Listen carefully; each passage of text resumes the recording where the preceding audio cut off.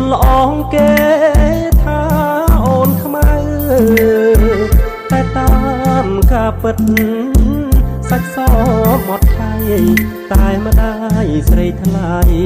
ហើយខ្មៅពីតូចឆ្នាំថ្មីខ្មៅពេញក្រមុំរូបល្អសែនសមគ្មានស្រីណាដូចខ្មៅជាស្រីខ្មែរគ្រប់លះសំស្លូតប្រាជ្ញាក៏ឆ្លាតស្ដាប់ពាក្យម៉ែថ្ងៃនេះបុណ្យចូលឆ្នាំថ្មីបងឃើញខ្មៅស្រីអូនរៀបចំផ្ទះបោះរៀនទេវតាដាក់ការថ្វាយព្រះដាំស្កររូបរះ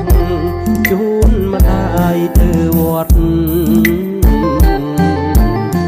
បងឃើញខ្មៅទូនភ្នំខ្សាច់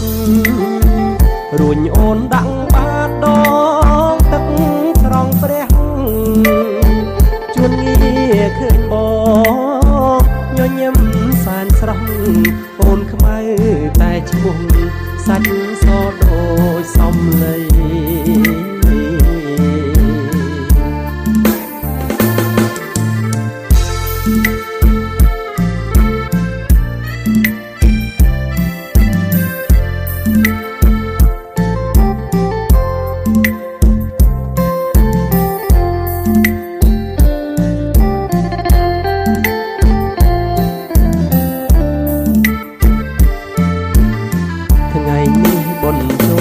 ឆ្នាំថ្មី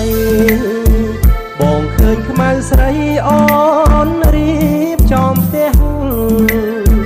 បោះរៀនទេវតាដាក់ការថ្វាយព្រះដាំស្លរូបរះ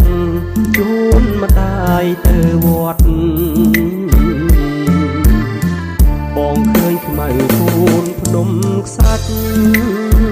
រួចអូនដាក់